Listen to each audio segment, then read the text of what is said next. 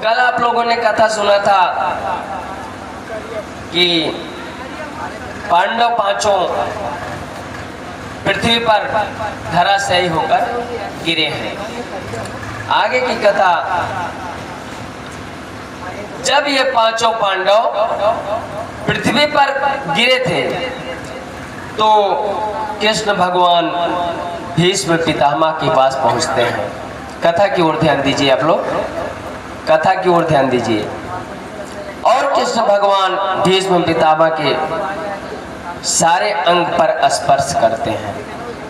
भीष्म पितामह नेत्र खोलते हैं और जीवित हो जाते हैं, तो हरि का दर्शन पाते हैं। जब कृष्ण भगवान स्पर्श करते हैं तो भीष्म पितामह जब जीवित हो जाते हैं तो उनके सामने श्री कृष्ण ही विराजमान हैं, उन्हीं का दर्शन करते हैं। भीष्म पितामह कहते हैं कि हे प्रभु, मैं आपका दर्शन पाकर धन्य हो गया, अपनी ही शरण में रखने की कृपा करें मुझे। कहते हैं कि भीष्म पितामह के शरीर से योग एक ज्योति निकली जो श्री कृष्ण की आत्मा में टच करके विलीन हो गई। उधर भगवान द्वारकापुरी चले गए। जिस बालक की भगवान रक्षा करते थे, वो जो बाण जला रहा था, कल हमने कथा में बताया था, जिस बालक की रक्षा करते थे गर्भ में, वो बालक अब हस्तिनापुर में माता उत्तरा के गर्भ से पैदा हुआ और आचार्यों द्वारा नामकरण कराया गया तो उनका नाम परीक्षित महाराज। बोलो राजा परीक्षित महाराज की। परीक्षित महाराज धीरे धीरे बड़े हुए और एक दिन 5 पांडव हस्तिनापुर घूमने जाते हैं। उधर धर्मराज युधिष्ठिर भी टहल रहे हैं तो क्या देखते हैं कि सोनार ताला बना रहा है। सोनार ताला बना रहा है तो मन में विचार करते हैं कि हमें जान पड़ता है कि हमारे हस्तिनापुर में भी चोरी होने लगी। जब वो ताला बना रहा है तो उनको ये एहसास हुआ कि हमारे हस्तिनापुर में भी चोरी होने लगी। और उधर अर्जुन भगवान को द्वारकापुरी छोड़ने गए थे। वो छोड़कर द्वारकापुरी में आते हैं और बताते हैं कि भगवान अपने परम धाम चले गए। अब इधर तो ये हो रहा, उधर आकर बताते हैं कि भगवान द्वारकापुरी चले गए, अपने परम धाम चले गए। उसी क्षण 5 पांडवों ने परीक्षित को हस्तिनापुर का राजा बना दिया। जब 5 पांडव उसी क्षण हस्तिनापुर का राजा परीक्षित को बना देते हैं और 5 पांडव हस्तिनापुर छोड़कर परम धाम को चले जाते हैं। कुछ लोग तो कहते हैं कि 5 पांडव बर्फ से गल गए और धर्मराज युधिष्ठिर स्वर्ग धाम चले गए, लेकिन 2 जगह 2 चीज लिखा है, जो माना जाए वही सत्य है।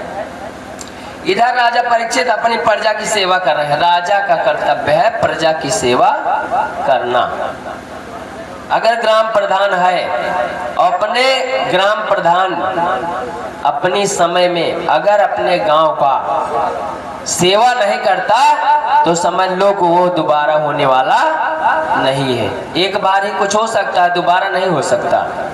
इसलिए हर पद वालों को चाहिए कि अपनी गरिमा बना के अपने पूरे जो समाज है उसको अपने दिल से लगा के रहे तो जीवन में कभी वो हार नहीं सकते। सबसे बड़ी प्रधान की खास खासियत यही होती है कि जो प्रधान एक बार जीतते हारते वो संभाल नहीं पाते। हमारे कहने का मतलब इतना है, संभाल नहीं पाते। 5 साल प्रधान करने के बाद फिर वोट मांगने की क्या बात है, जब आप सही हैं तो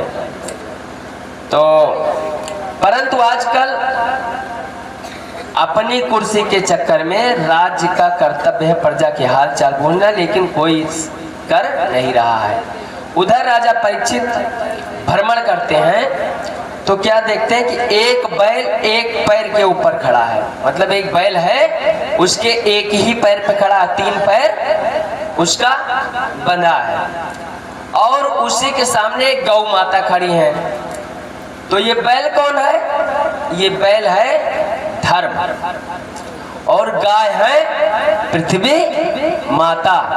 आज इस कलयुग में गाय माता नहीं, गाय की क्या दुर्दशा है हम आप देख रहे हैं। और ये पृथ्वी है, गौ माता पृथ्वी है। और जो बैल खड़ा था वो धर्म था। और गौ माता रो रही है, तो बैल ने कहा कि क्यों रो रही हो? धर्म ने पृथ्वी से कहा कि क्यों रो रही हो? देखो कलयुग 4 चरण का था, अब एक ही चरण है, इसलिए मैं एक पैर पर खड़ा हूँ। ये सतयुग द्वापर त्रेता कलयुग बार बार आता है। अरे भाई 23 अवतार भगवान का हुआ तो सब में तो सतयुग आया, पहली बार नहीं है कलयुग आया है। जब से पृथ्वी है 23 बार कलयुग सतयुग द्वापर त्रेता आता रहा। भगवान जन्म लेते रहे हर अलग अलग नाम से, जैसे 23 अवतार लिए 24वां कल के नाम से होगा। इस कलयुग में जब अवतार लेंगे तो कल के नाम से होंगे, फिर सतयुग आएगा, फिर द्वापर त्रेता कलयुग। इसी तरह उन्होंने कहा कि कलयुग एकदम व्यतीत होने वाला है, अब क्यों परेशान हो। और फिर क्या देखते हैं कि एक गाय, एक आदमी उस गाय को मार रहा है, उस गाय को पीट रहा है। राजा परीक्षित देखते हैं कि सामने गौ माता है और आगे एक बैल खड़ा एक पैर का, और ये एक आदमी गौ माता को मार रहा है। तो परीक्षित ने कहा कि मेरे राज्य में तुम्हारी ये हिम्मत कि तुम गौ माता को मार रहे हो? तो उसने कहा कि मैं कोई नहीं हूं, मैं कलयुग हूं, कलयुग का काम ही वही है।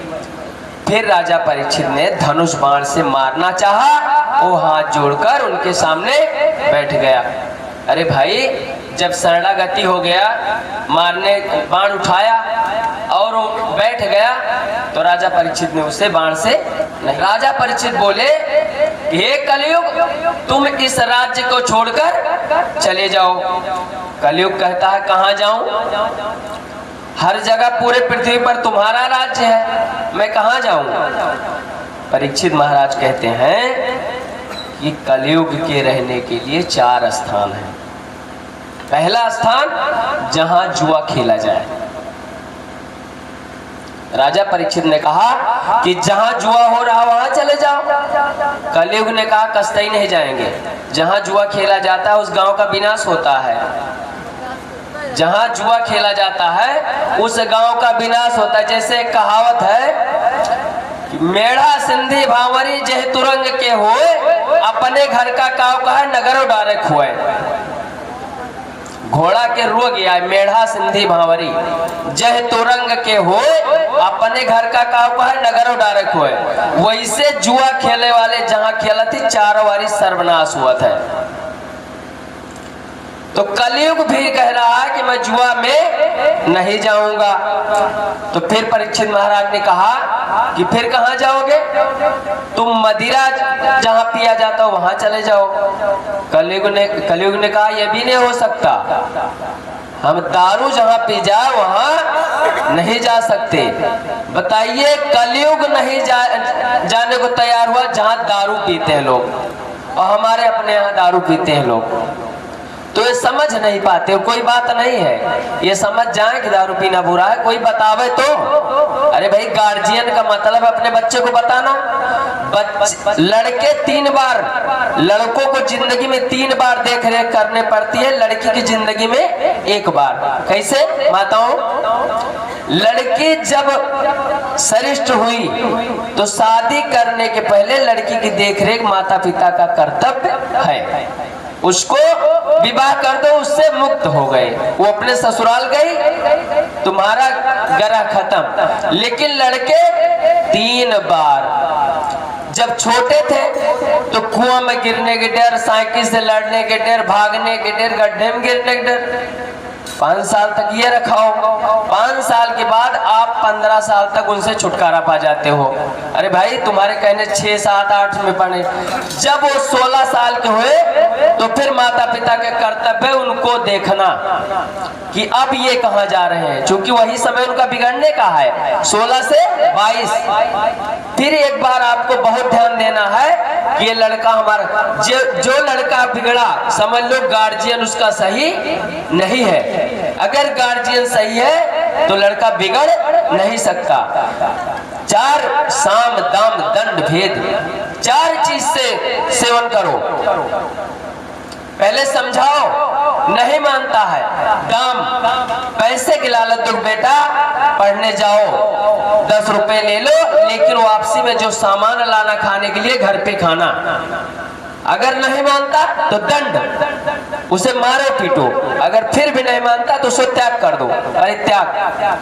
आज कलयुग में बूढ़े क्यों परेशान हैं? ध्यान देने की बात है, हमारे पिता आपके पिता क्यों परेशान है? केवल माया के चक्कर में। अगर हमारा आपका परित्याग कर दे तो जो परित्याग कर देगा वो तो संभल जाएगा, और जिसका परित्याग होगा वो बर्बाद हो जाएगा। इसलिए श्रीमद् भागवत के अंदर लिखा है कि अगर सुख चाहिए तो अपने बच्चों को अपने सामने, ये नहीं कि मर जाओगे तो लेना।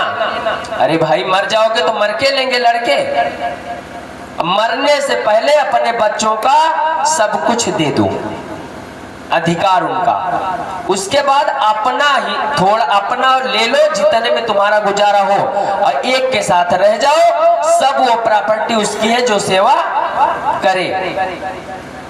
लेकिन क्या है, गांव में कुछ लोग लड़ मर रहे हैं, हम जब तक जिएंगे तब तक एक में रखेंगे। अरे भाई विकास ही नहीं होगा, कलयुग है, ये तो पहले था, अब कलयुग विकास होने वाला नहीं है। तो वो मदिरा पान में भी रहने को तैयार नहीं हुआ। तीसरा कहा कि जहां हिंसा हो, कलयुग ने कहा बिल्कुल नहीं रहूंगा। तो बोले फिर कहाँ रहोगे? बोला यहाँ भी नहीं रहूंगा। तो बोले जाओ वेश्यालय में रहो। तो कलयुग ने कहा कि मैं इतना गिरा नहीं हूं जितना कलयुग के लोग गिरे हैं। कलयुग ने कहा कि मैं इतना गिरा नहीं हूं जितना कलयुग के लोग गिरे हैं, मैं वेश्यालय में भी नहीं रहूंगा। तो राजा परीक्षित के मुंह से निकला कि जाओ सोने में वास करो। अब भक्तों सोना था कहाँ? राजा परीक्षित के मुकुट में। अब वो कलयुग जाकर उन्हीं के मुकुट में बस गया। राजा परीक्षित को प्यास लग गई। अब कलयुग उठा और जाकर राजा परीक्षित के मुकुट में रहने लगा। अब तो परीक्षित महाराज उस मुकुट को पहनकर जंगल की तरफ जाते हैं और देखते हैं कि एक राजा, एक संत बैठा है। राजा परीक्षित देखते हैं कि एक संत भक्त आंख मूंदकर भजन कर रहा है। कोई आंख खोलकर करता, कोई आंख मूंद कर। ये मुनि आंख बंद करके भजन कर रहे हैं। उन्हें क्या पता कि कौन आया कौन गया। अब क्योंकि वो आंख मूंद कर भजन कर रहे हैं, लेकिन राजा परीक्षित नहीं समझ रहे हैं कि आंख मूंद कर भजन कर रहे हैं। इसलिए राजा परीक्षित को क्रोध आया। क्रोध सबसे बड़ी, क्रोध ही मनुष्य को नष्ट करता है। जो क्रोधी है, दो चीज है। नरक से आए हुए जीव की पहली पहचान है क्रोधी होना। जो क्रोधी है वो नरक योन से आया है, वो स्वर्ग से नहीं आया है। क्रोधी लिखा है श्रीमद् भागवत शिव पुराण के अंतर्गत कि क्रोधी होना, नरक से आया हुआ प्राणी ही क्रोधी होता है।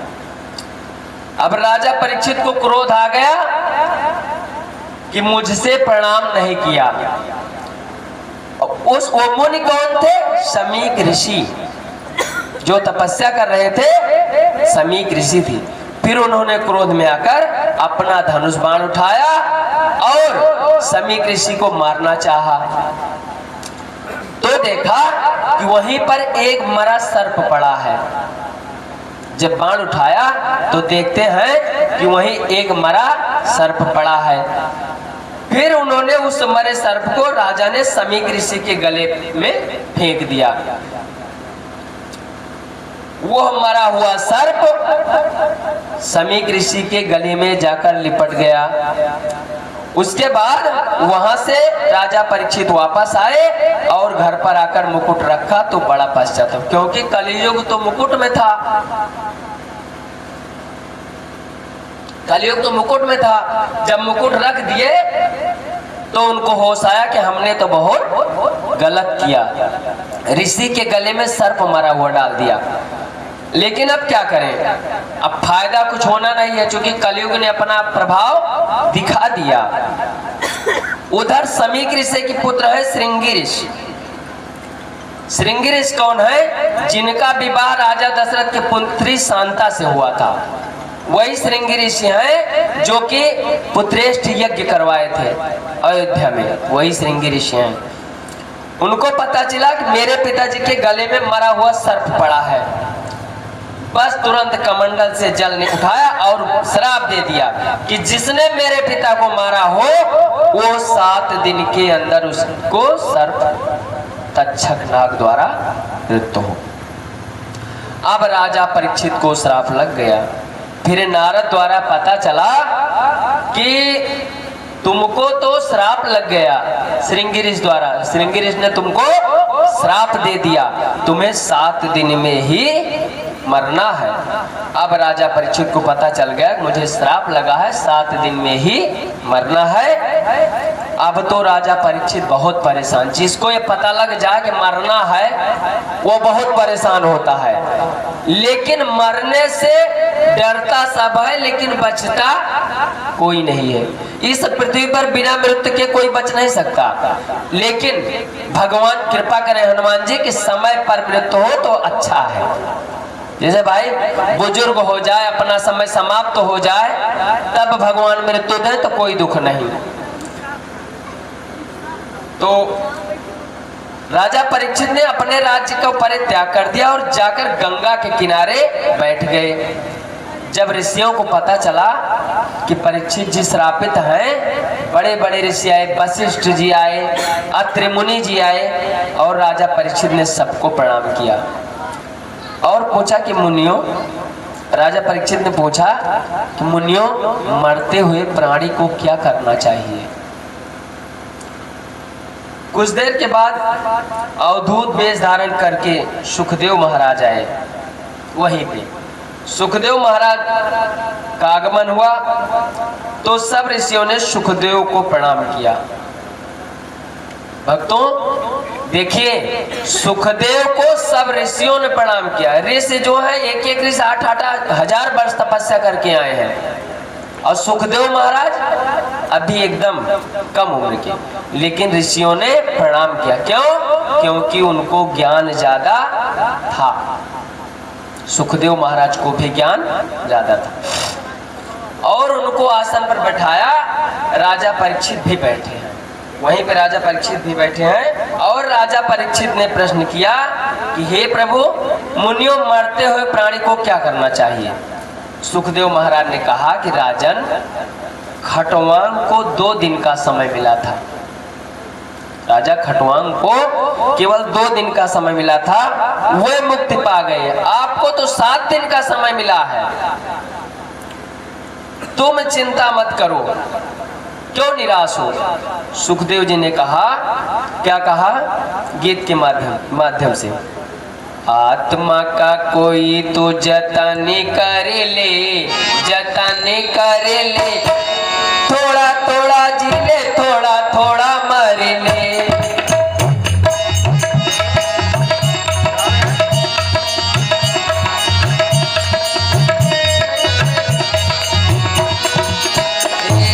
आत्मा का कोई तो जतन कर ले, जतन कर ले, रोज थोड़ा थोड़ा हरि का भजन कर ले।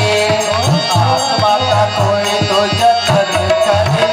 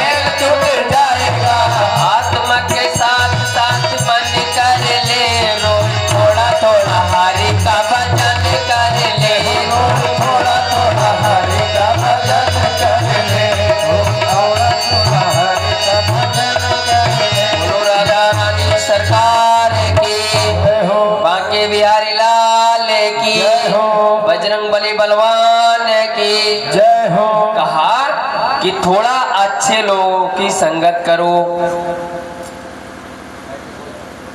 उन्होंने कहा कि तुम अच्छे लोगों की संगत करो, 7 दिन तो अभी काफी समय है। खटवांग राजा 2 दिन ही समय थी, वो मुक्ति पा गए, आप भी मुक्ति पा जाओगे।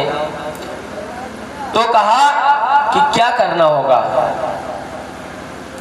सुखदेव महाराज ने कहा कि एक भक्त अपनी माता पिता की सेवा करता था, जब हम जगत छोड़कर जाएंगे तो वहां कोई किसी का है नहीं, वहां ये प्रश्न होंगे कि तुमने क्या क्या अच्छा क्या क्या बुरा किया। आपको हर शब्द का जवाब देना पड़ेगा। तब तक चलिए थोड़ा मिश्रा जी के मुख से एक भक्ति भजन श्रवण करें।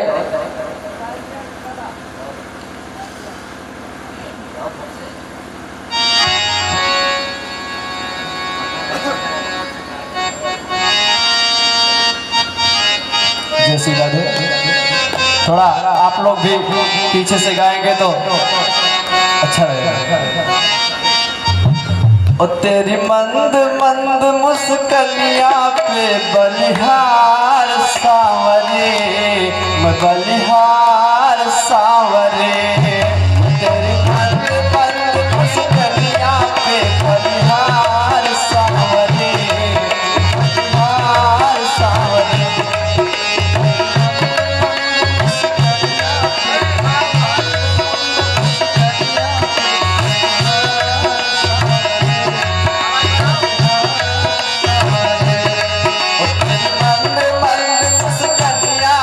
बलिहार सांवरे, मैं बलिहार सांवरे। तेरी मुस्कलिया पे बलिहार सांवरे, बलिहार सांवरे।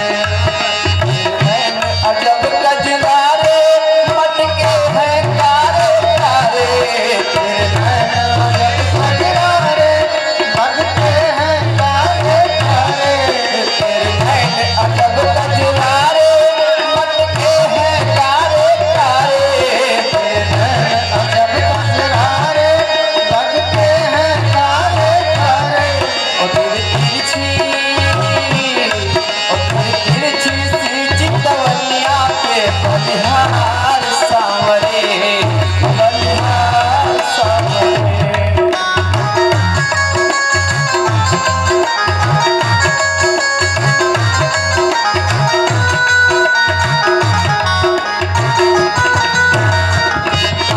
तेरी मंद मुस्कलिया पे बलिहार सांवरे, मैं बलिहार सांवरे।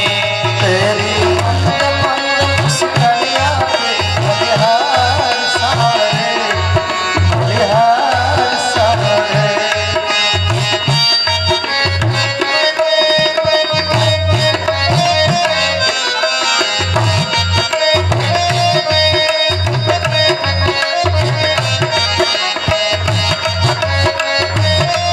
तेरे बाल बड़े घुंघराले जैसे कि बादल काले, तेरे बाल बड़े घुंघराले जैसे कि बादल काले।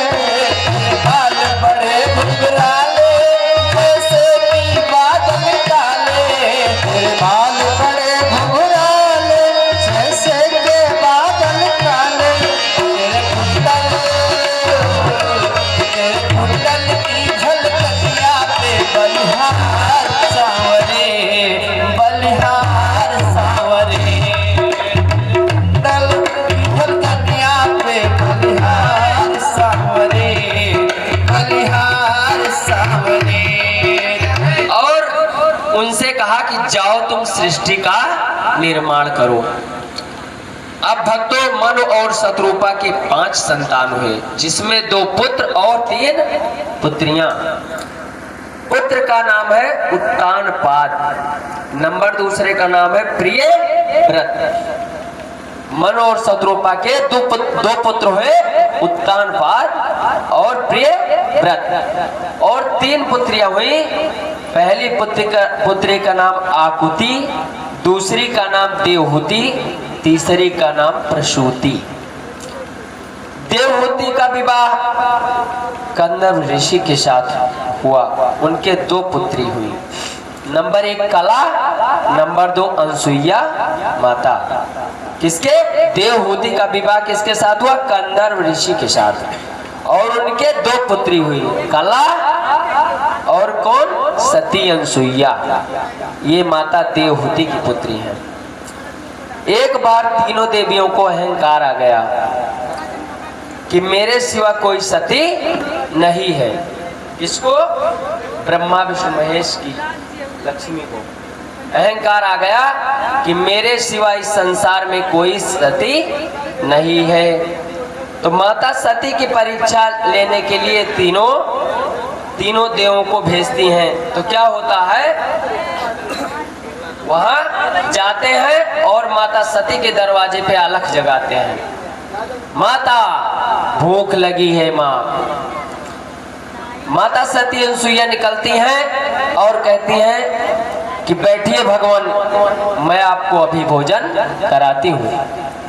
जब वो भोजन बनाने गए, ध्यान दीजिए आप लोग कथा पर, जब वो भोजन लेने गई अंदर तो तीनों ने क्या कहा कि इनकी परीक्षा लेना है।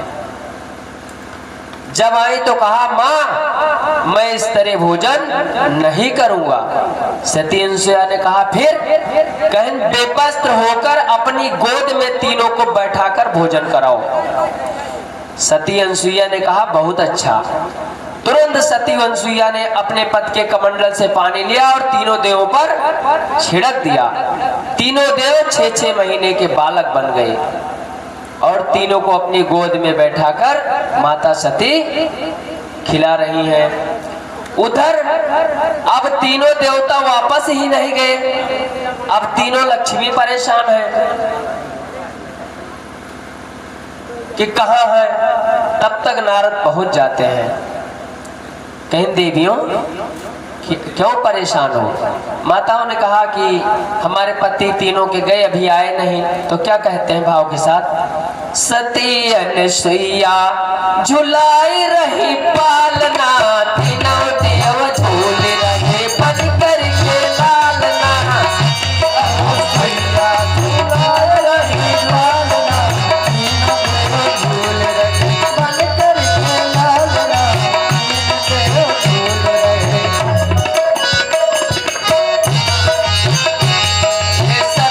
अनसुईया झुलाई रही पालना, तीनों देव झूल रहे बनकर के लालना।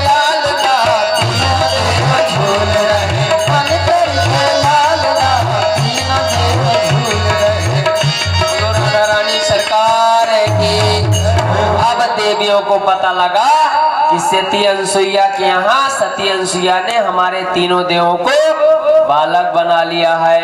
अब तीनों देवियां दौड़कर जाती हैं, वहां खड़ी होती हैं और कहती हैं हे माता हमारे पति कौन है? तो सती अनसुईया क्या कहती हैं भाव के साथ? लियो छाट बीन यहाँ 3 जने, 3 जने, यक का लियो छाट बीन यहाँ 3 जने। यहाँ 3 जने, 3 जने, यक का लियो छाट बीन यहाँ 3 जने।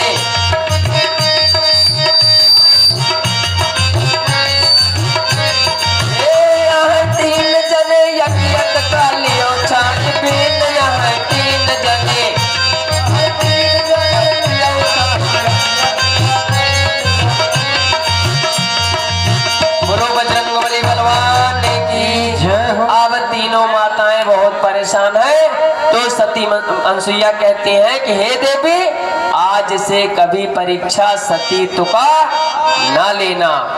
ये मत समझना कि मेरे सिवा इस पृथ्वी पर कोई सत्यवती नहीं है।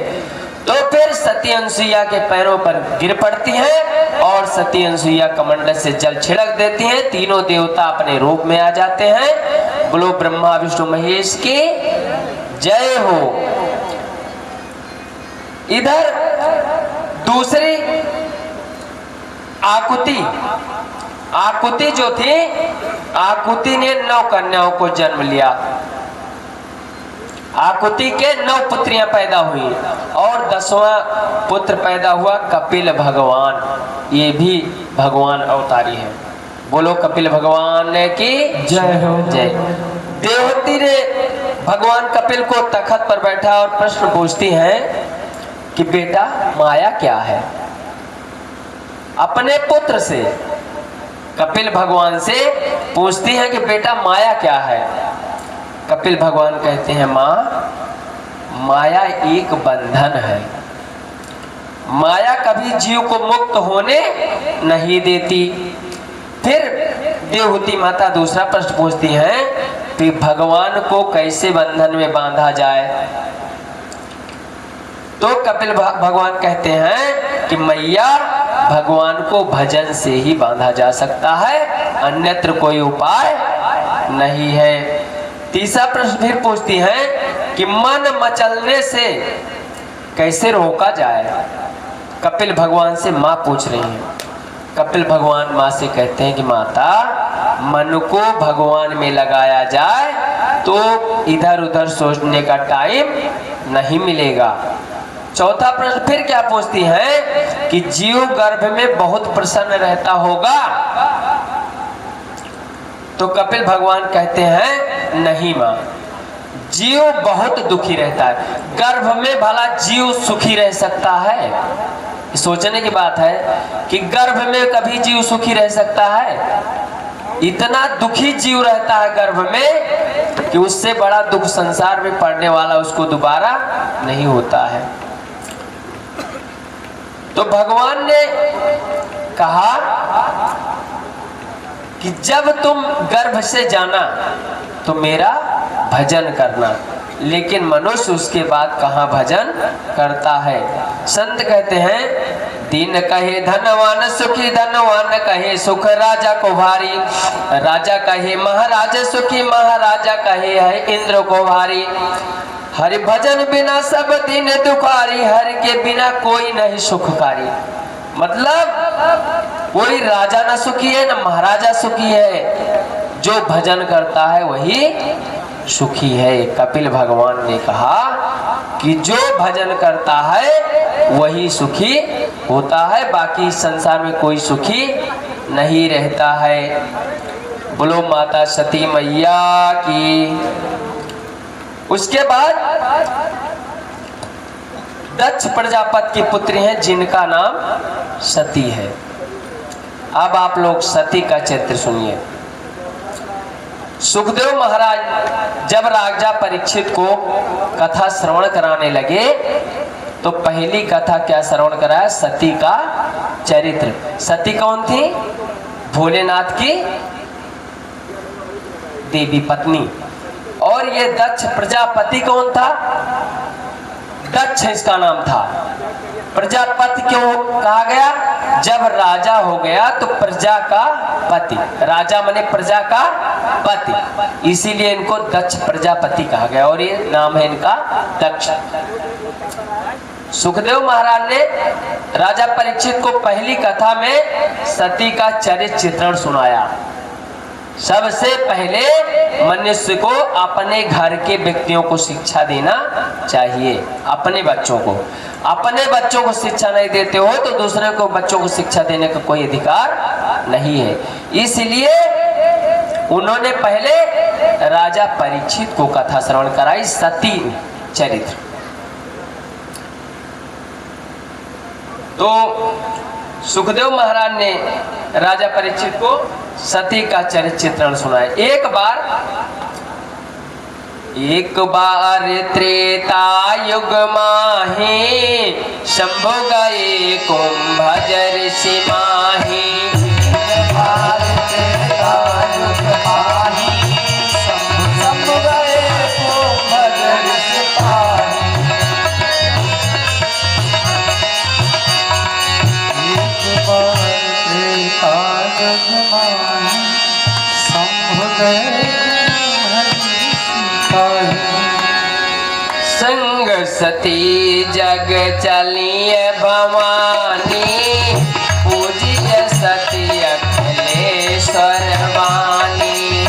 संग सती जग जननी भवानी, पूजो मोर अखिलेश्वर वाणी।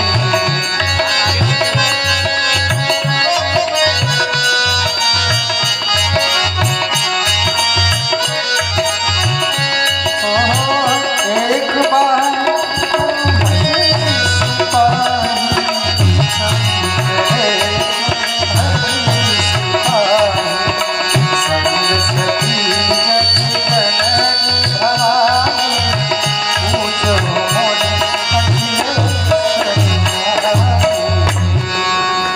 बोलो महाराज बजरंग बली बलवान की जय हो। सती माता को भगवान भोलेनाथ कुंभज ऋषि के आश्रम में ले जा रहे हैं, किस लिए? कथा श्रवण कराने।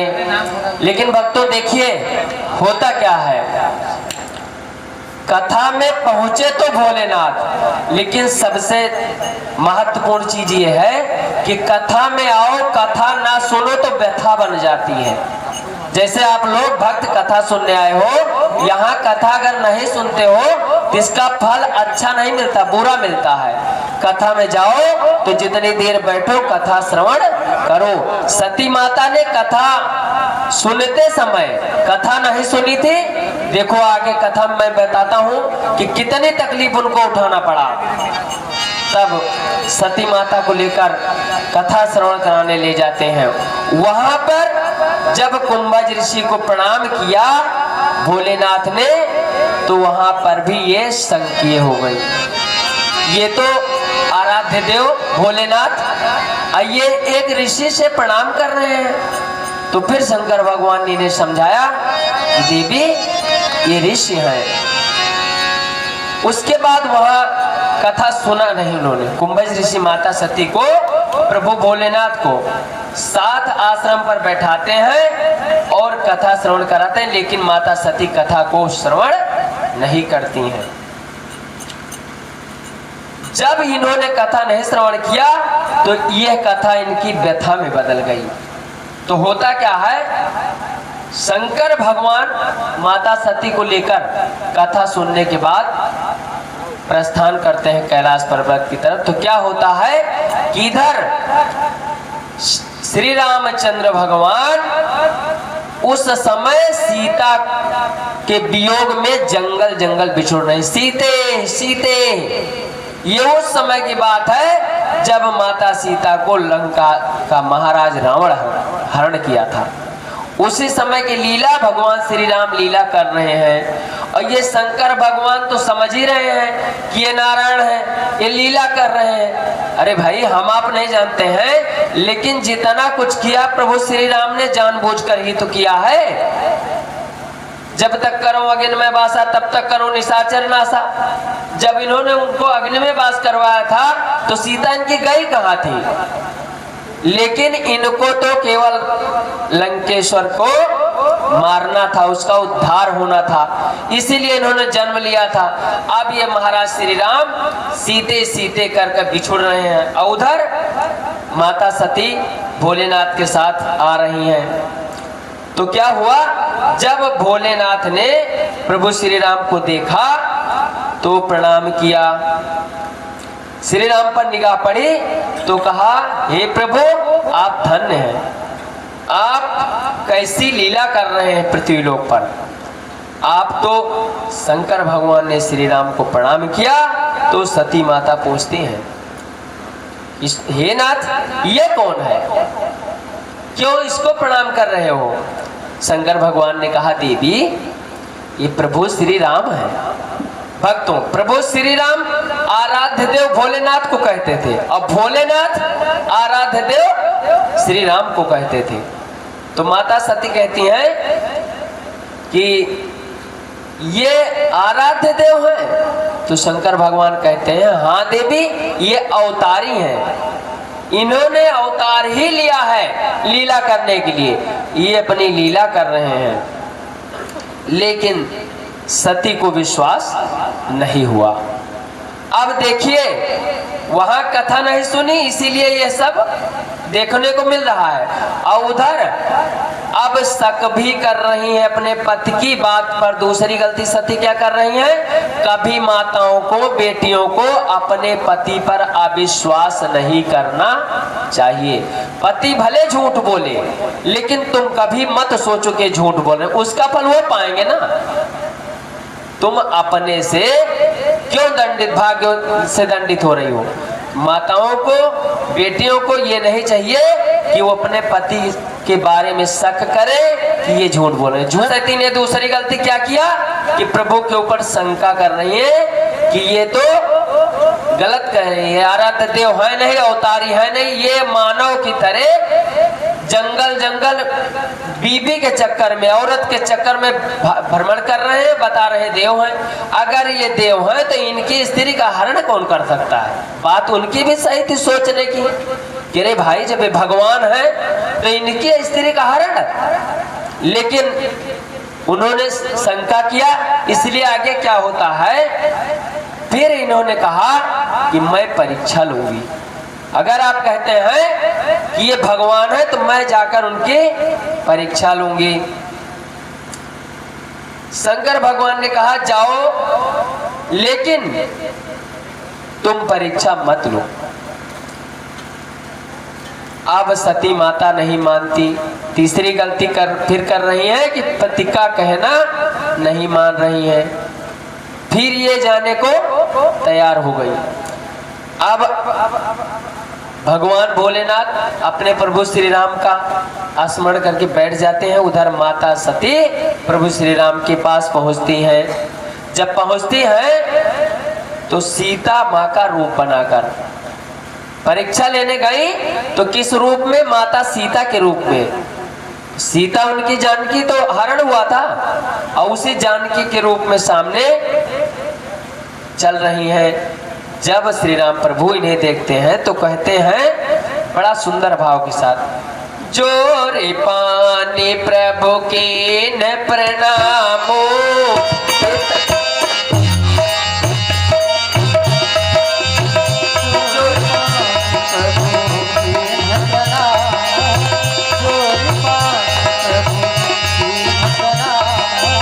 पिता समेत लीन जनामो, पिता समेत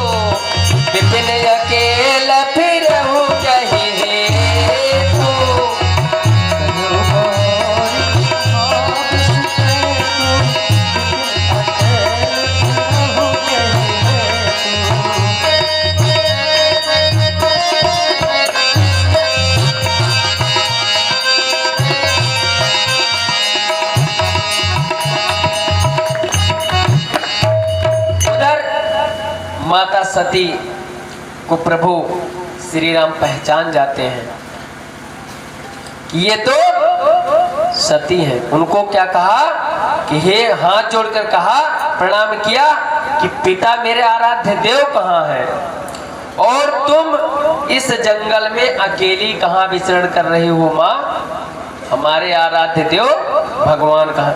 जैसे इतना श्री रामचंद्र जी ने कहा, भक्तों सती का तो इधर उधर, सती भगी वहां से और जाकर इतना तेज भगी को जाकर एक वृक्ष के नीचे बैठ गई। तो क्या देखती हैं कि सोई रघुबर, सोई लक्ष्मण सीता, सोई रघुबर, सोई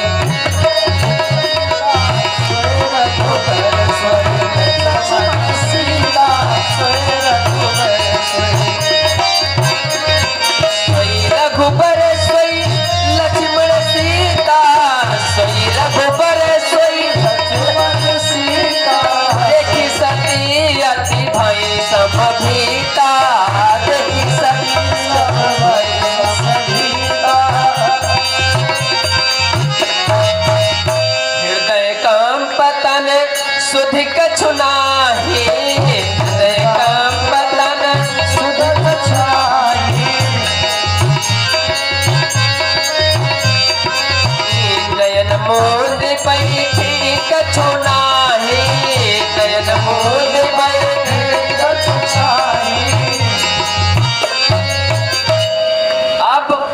सती अकेली बैठती हैं तो क्या देखती हैं? आंखों से आंख मूंद कर कि सीता राम लक्ष्मण सामने खड़े हैं। हृदय कांप रहा है। क्यों? कि हमने तो बहुत बड़ी गलती कर दी। मैंने जानकी का रूप बनाकर वहां गई परीक्षा लेने, और श्री राम तो निश्चित ही अवतारी हैं, इन्होंने मुझे पहचान लिया। और वहां आराध्य देव भोलेनाथ क्या कर रहे हैं? राम की, श्री राम प्रभु की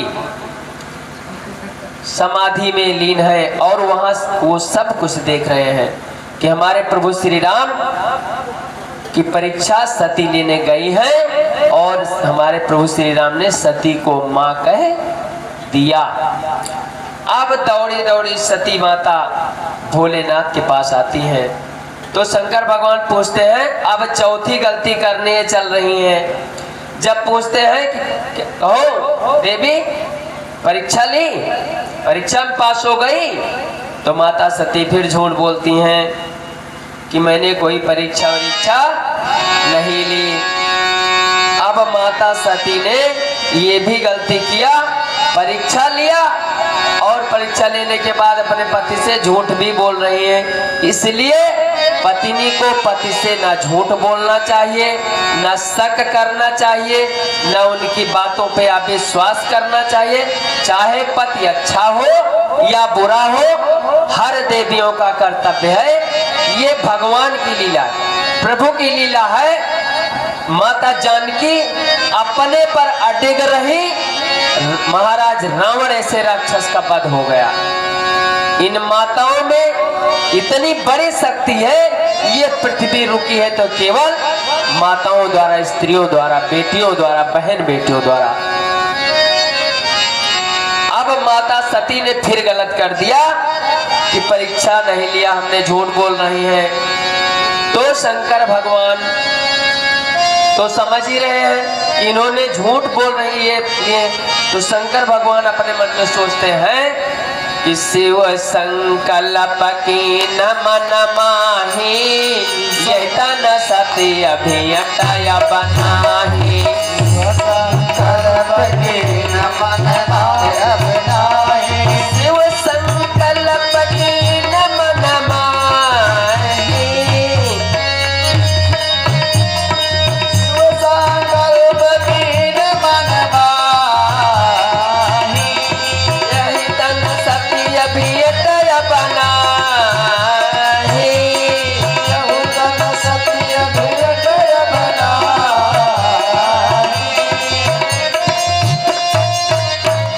बोलो राधा रानी सरकार की, जय हो। भोलेनाथ बाबा की, जय हो। सती मैया की। जय हो। अब प्रभु ने अपने मन में यह संकल्प ले लिया कि आज से मेरी पत्नी नहीं है, क्योंकि प्रभु श्री राम ने इनको मां कह दिया। अब ये मेरी भी मां हो गई। इसलिए प्रभु ने अपने मन में संकल्प कर लिया। माता सती को यह पता नहीं है कि हमारे स्वामी ने मुझे पत्नी रूप से बहिष्कृत कर दिया। लेकिन जब माता सती प्रभु की तरफ निगाह करती हैं, तो प्रभु उनको कहानी बताने लगते हैं कि उनका भाव बिगड़ जाए कि ये हमारे पति हैं। इसलिए आराध्य देव इधर उधर की बातें करने लगे कि ये कभी सोचे ना कि पति हमारे शंकर भगवान हैं। शंकर भगवान माता सती को तरह तरह की कथा श्रवण कराते हैं, नित्य प्रत कथा श्रवण कराते हैं। माता सती का मन कहीं और ना भटकने पाए। कहा जाता है कि धीरे धीरे माता सती को नारद द्वारा पता चला कि मेरे स्वामी ने मेरा परित्याग कर दिया। अरे नारद भगवान भी तो ऐसे थे कि कहीं कोई बात छुपने वाली नहीं रहती थी। इंद्रपुरी जाए तो वहां हलचल, देवलोक जाए वहां हलचल, पृथ्वी लोक आवे यहाँ हलचल। लेकिन तब तो नारद एक थे। अब नारद की कमी कलयुग में नहीं है। हर गांव में नारद हैं, एक दो। हमारे गांव में तो 3 नारद हैं। तो एक दिन की बात है, माता सती प्रभु भोलेनाथ के साथ कैलाश पर्वत पर बैठी है। अब ये व्यथा होने क्या जा रही है, सोचिए आप लोग माताओं, ये कथा ना सुनना, ये झूठ बोलना अब माता सती को कहाँ ले जा रहा है। ध्यान पूर्वक सुनिए कथा। चाहे जो पंडित आएंगे, इतना विद्वत बताएंगे नहीं, हम आप लोगों को एकदम शुद्ध देहाती में बता रहा हूँ कि खूब ठोस समझिए और इसको गहन कीजिए, याद कीजिए और जानिए कि क्या होता है। तो भोलेनाथ कैलाश पर्वत पर सती माता को लेकर बैठ रहे हैं, तो क्या होता आगे, सती देख क्या रही है कि आसमान में बड़े सुंदर सुंदर विमान जा रहे हैं, परियां नृत्यगान करती हुई जा रही हैं, पश्चिम दिशा की ओर जा रहे हैं। तो पूछती हैं प्रभु से, हे नाथ ये सुंदर सुंदर विमान आकाश मार्ग से कहाँ जा रहे हैं। अब भोलेनाथ माता सती से बताते हैं कि हे देवी, आज तुम्हारे पिता महाराज दक्ष प्रजापति के यहाँ यज्ञ का उत्सव है, ये वहीं के लिए सब जा रहे हैं। एक चीज और जान लीजिए, महाराज दक्ष प्रजापति के 27 पुत्री थी, एक पुत्री शंकर के साथ था और 26 पुत्री चंद्रमा के साथ विवाह हुआ था। ये कहानी है, यार चंद्रमा की सुन लीजिए थोड़ा। चंद्रमा, जो चंद्रमा माता नहीं है, ये चंद्रमा माता नहीं है, ये चंद्रमा पुरुष है। अग्नि, अग्नि क्या है, अग्नि माता है या पिता, आप लोग क्या जानते हैं? अग्नि माता कहते हो या अग्नि पिता या अग्नि देवी, क्या बोलते हो? अग्नि पिता है। और एक चीज ध्यान दीजिए, जब कोई वस्तु ऊपर को फेंको तो नीचे क्यों आती है? साइंस में कहते हैं गुरुत्वाकर्षण है, लेकिन ऐसा नहीं है, कुछ नहीं है। जहां का रहता वहीं का जाता, नीम का बकला नीम में ही लगेगा। जो पृथ्वी से उत्पन्न हुआ है वो फेंकने पर पृथ्वी पर आएगा। आग लगने के बाद धुआं भी पृथ्वी पर आता है कभी? आग लगने के बाद धुआं भी कभी पृथ्वी पर आता है? क्यों नहीं आता? क्योंकि वो सूर्य का तेज है। छित जल पावक गगन समीरा पंच रतन के शरीरा, जो पृथ्वी से है पैदा वो पृथ्वी पर आएगा, जो सूर्य से पैदा है वो सूर्य पर जाएगा। अग्नि जो है, अग्नि की पत्नी का नाम है सुधा। अग्नि की पत्नी का नाम क्या है? सुधा। जो स्वाहा हम आप बोलते हैं, स्वाहा नहीं सुधा। अग्निदेव की पत्नी का नाम है सुधा। जो स्वाहा बोलते हैं, स्वाहा नहीं बोलना, आप याद रखिए, सुधा सुधा,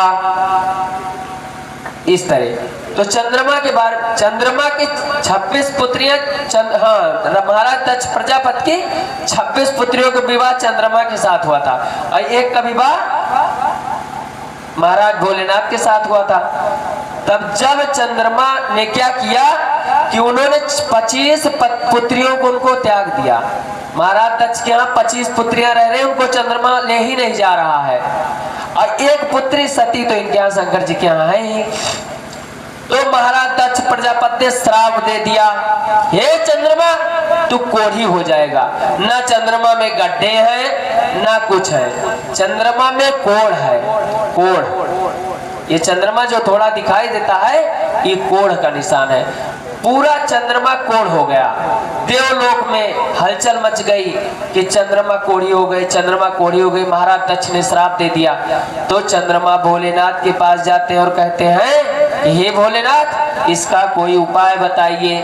चंद्रमा ने 2 जगह गलती किया है, एक यहाँ पर और एक और गलती किया, आगे कथा हम बताएंगे। जब शंकर भगवान के पास गए तो शंकर भगवान ने कहा कि तुम्हारे भी ससुर और हमारे भी ससुर, तुम भाई सब तो नहीं मिटा सकते, क्योंकि वो ससुर है हमारे भी और तुम्हारे भी।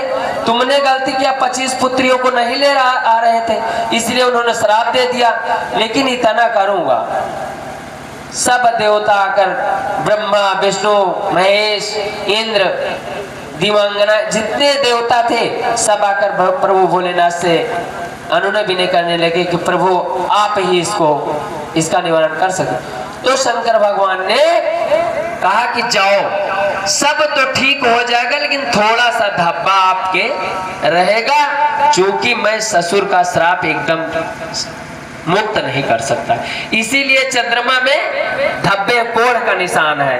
ये महाराज दक्ष प्रजापति के दामाद है चंद्रमा, और इधर सती शंकर दामाद है।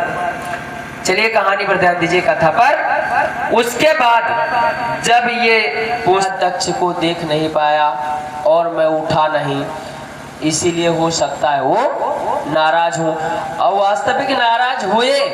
उन्हें न कुछ वक्तव्य बोला महाराज भोलेनाथ को, तो नंदी ने कहा कि महाराज दक्ष अब तुम शांत हो जाओ।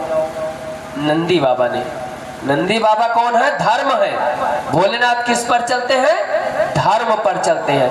धर्म ने कहा महाराज दक्ष अब तुम चुप हो जाओ। लेकिन महाराज दक्ष चुप नहीं हुए, तो ये नंदी का श्राप है कि क्यों बकरे की तरह बड़बड़ बड़बड़ कर रहे हो, बकरे की तरह क्यों बड़बड़ बड़बड़ कर रहे हो। आगे चल के कथा श्रवण कीजिएगा, इनको बकरे की ही सिर लगा था। तो जब ये अपमान किए, शंकर जी ने अपमान तो नहीं किया, लेकिन ये समझे कि अपमान किया इसीलिए खड़े नहीं हुए। हो सकता है इसीलिए निमंत्रण न दे हो। तो जब ये बताया तो माता ने कहा कि ऐसा नहीं हो सकता कि तुम्हारी वजह से हमको निमंत्रण ना दें। तो प्रभु ने कहा हो सकता है भूल गए हो, लेकिन जाने की जरूरत नहीं है। अब माता सती जिद कर रही है कि मैं तो जाऊंगी। दो शब्द मिश्रा जी के मुखारबिंद से सुनिए इसके बारे में।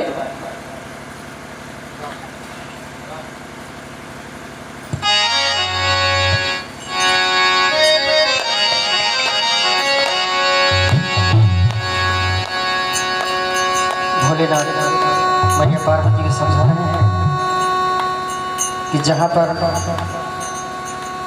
जाने से मान न हो वहाँ पर जाना उचित नहीं है। जिस जगह जाके इंसान छोटा लगे, जिस जगह जाके इंसान छोटा लगे, छोटा लगे, उस जगह उसको जाना नहीं चाहिए, नहीं चाहिए।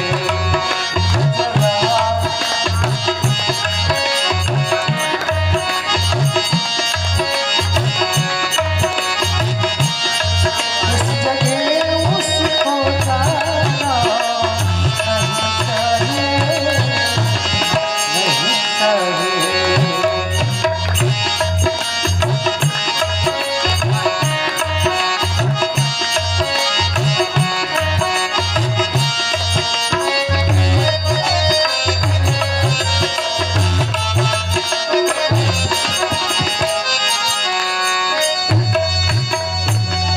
जिस जगह जाके इंसान छोटा लगे, जिस जगह जाके इंसान छोटा लगे, जिस जगह जाके इंसान छोटा लगे, उस जगह उसको जाना नहीं चाहिए। जो बनाई है, जो बनाई है इज्जत सदा से सही, जो बनाई है इज्जत सबों में सही, चाहिए नहीं चाहिए।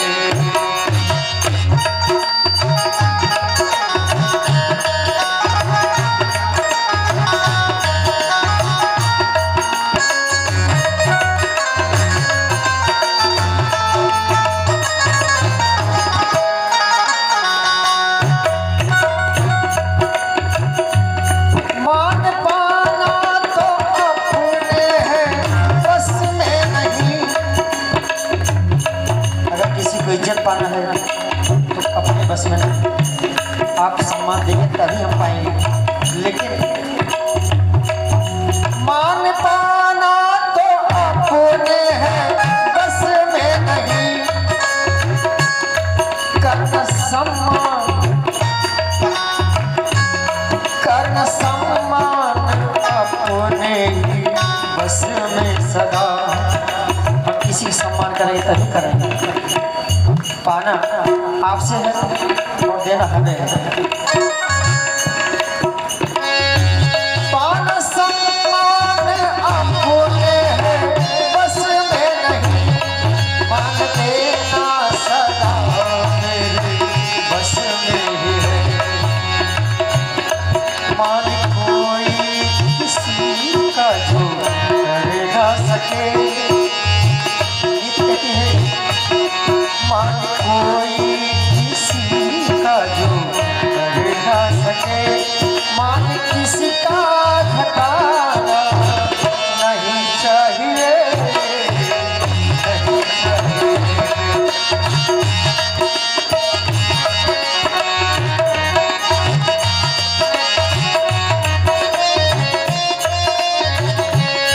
मान जाओ सतीरा कहना मेरा, यूं न हो जाए पछताना तेरा, यूं न हो जाए पछताना तेरा। तुझको आया निमंत्रण वहाँ से नहीं, वहाँ से नहीं। ऐसे मन को लगाना नहीं चाहिए, नहीं चाहिए। जिस जगह जाके इंसान धोखा लगे, धोखा लगे, उस जगह उसको जाना नहीं चाहिए, नहीं चाहिए, नहीं चाहिए।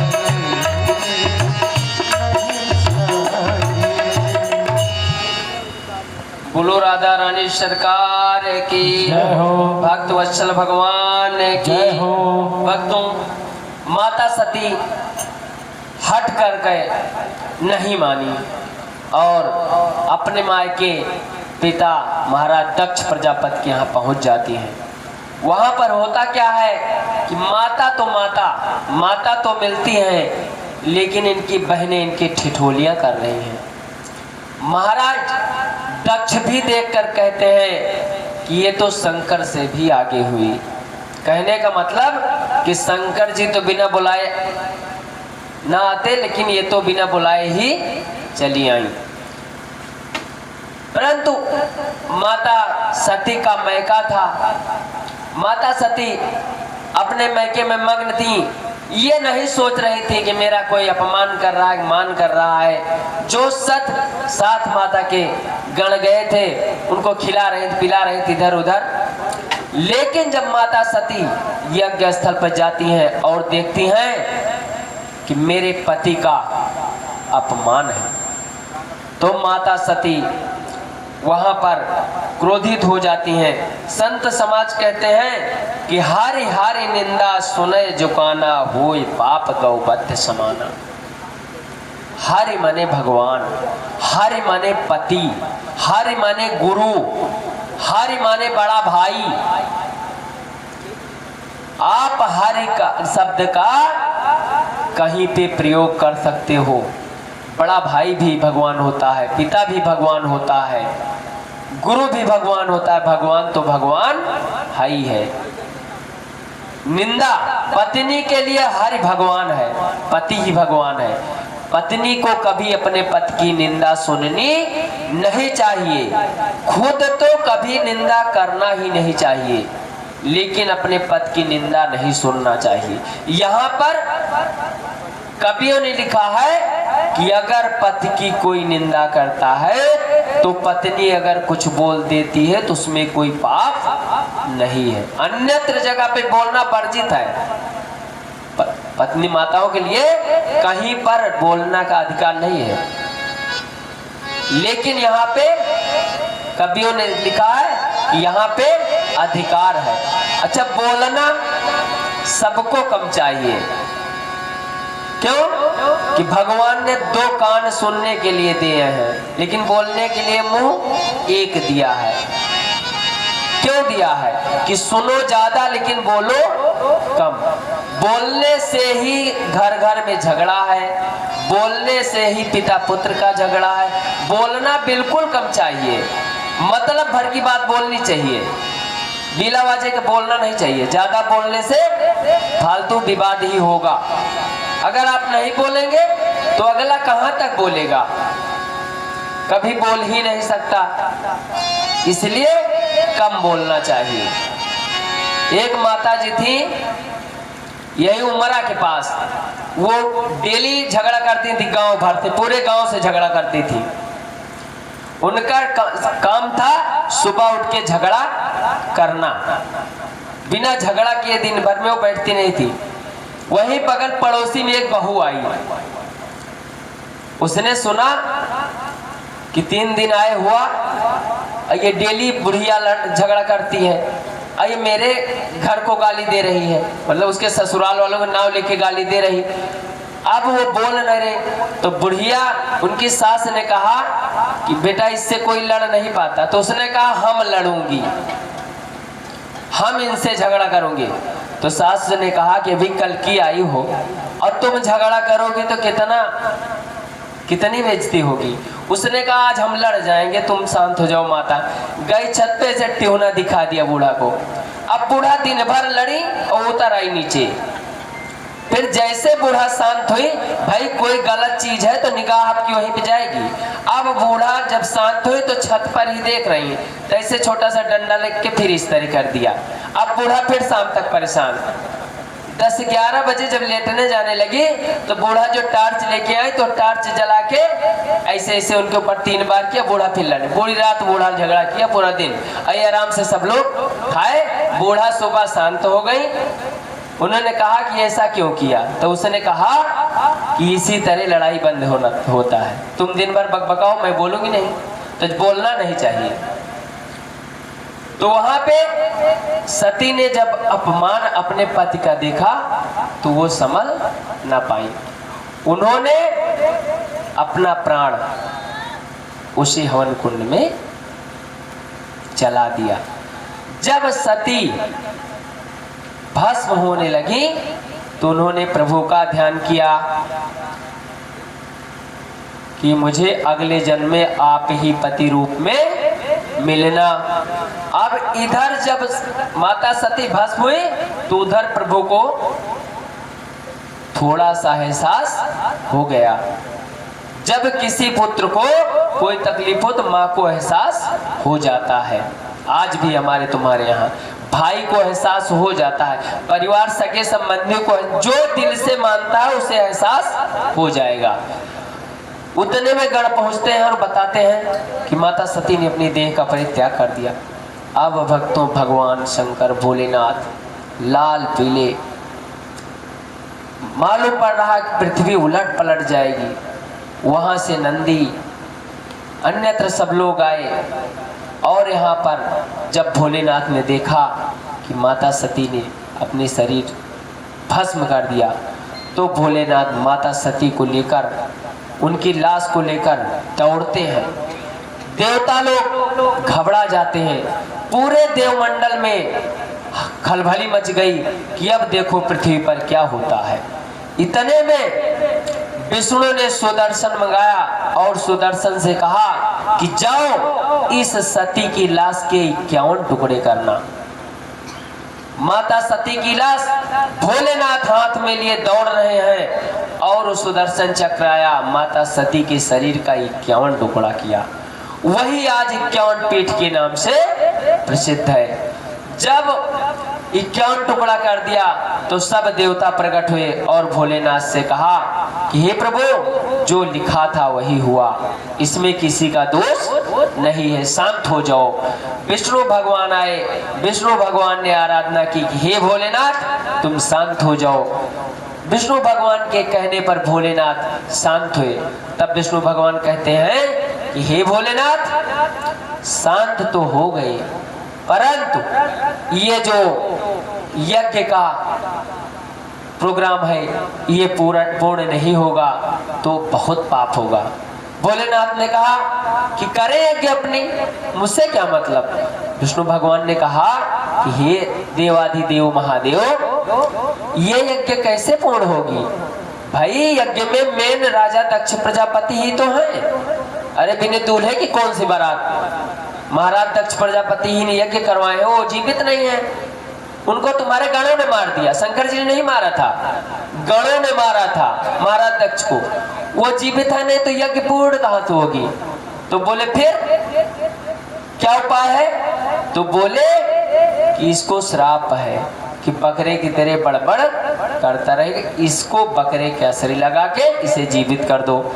महाराज भोलेनाथ ने बकरे का सिर लगाया और महाराज दक्ष प्रजापति को जीवित कर दिया। जीवित करके भोलेनाथ आकर समाधि लगाकर भजन करने में लग जाते हैं। भक्तों उधर माता सती राजा हिमांचल के यहाँ पार्वती के रूप में जन्म लेती। बोलो पार्वती मैया के।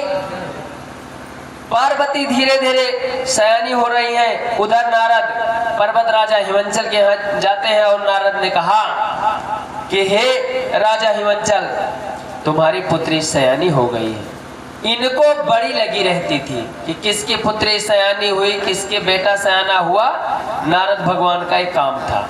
ये पहुंचे और राजा हिमांचल से कह रहे हैं कि राजन, तुम्हारी पुत्री सयानी हो गई, इसके लिए कोई सुंदर वर की तलाश करो।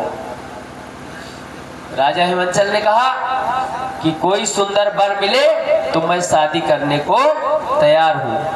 तो कहा वर कैसा हो, ध्यान दो वर के बारे में।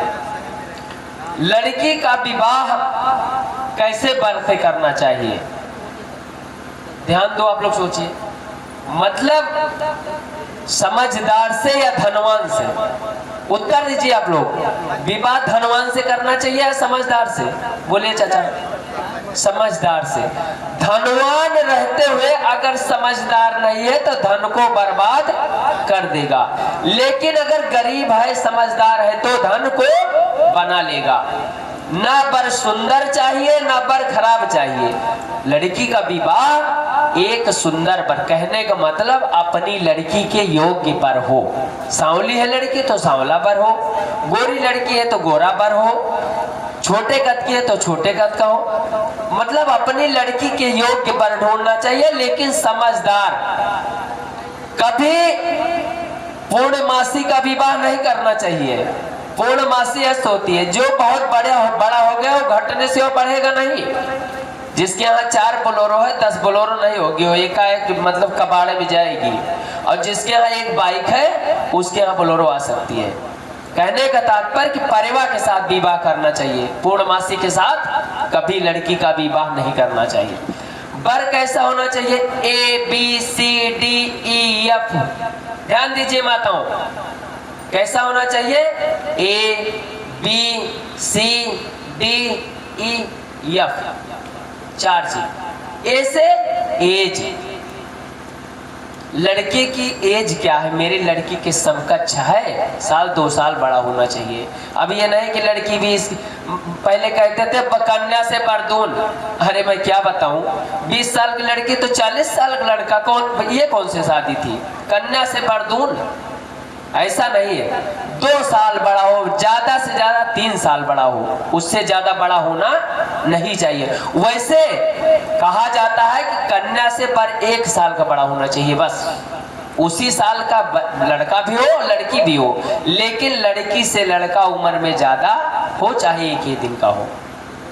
एज। बी ब्यूटीफुल, सुंदर होना चाहिए।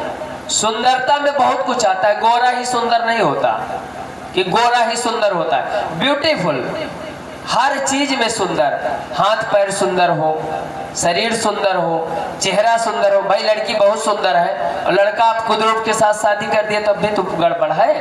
मतलब ब्यूटीफुल, अगर ये दोनों चीज मिल गए तो सी पे जाओ। कैरेक्टर, आचरण इसका क्या है, इसके माता पिता का आचरण।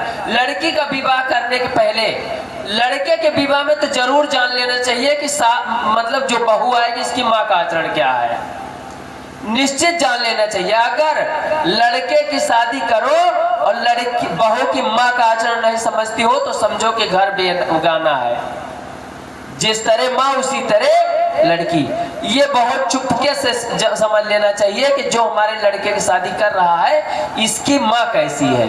अगर माँ लड़ाकू है तो बेटी लड़ाकू होगी। हमने अपने गांव में, पूरे गांव में देख रखा है, नजरिया है हर गांव में, हर लड़कियां अपने माँ के ऊपर हैं। मेरे घर में जितनी लड़कियां अपने माँ के ऊपर हैं, एकदम सत्य बात है। अगर माँ उसकी अच्छी है तो वही बहू ले आओ जिसकी माँ अच्छी हो, तो घर तुम्हारा अच्छा होगा।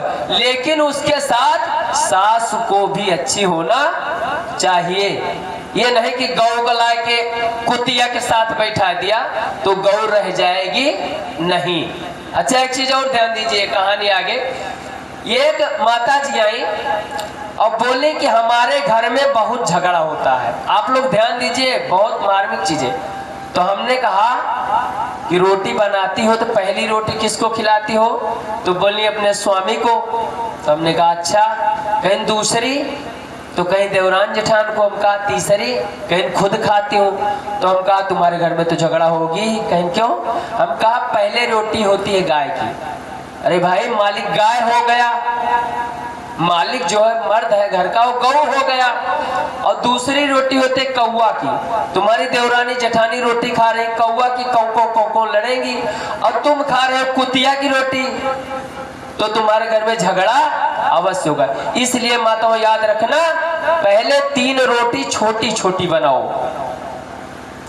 हर माताओं पहले रोटी बनाओ तो छोटी 3 रोटी बना दो। उसे 4 बनाना चाहिए, एक अग्नि में भेज देना चाहिए। एक पहली रोटी अग्नि में डाल दो, दूसरी गाय के लिए, तीसरी गाय को देना बड़ी कर लो। कुत्ते कौवा नहीं मिलता, छत पे फेंक दो, खपड़े पे फेंक दो, छपरे पे फेंक दो। डेली नियम बनाओ। अगर ये तीनों रोटी घर में खाई जाती है तो उस घर में कभी सुबुद्धि आने वाली नहीं। जो गाय की रोटी खाएंगे वो तो गौ हो जाएंगे, लेकिन जो कुतिया के खाएंगे वो कुतिया रहेंगे, चाहे जो रहेगा। इसलिए ध्यान देना, 3 रोटी बना के एक गाय को दे दो। अगर गाय नहीं है तुम्हारे पास तो फेंक दो, कोई खा ले, लेकिन तुम्हारे घर का आदमी ना खाए।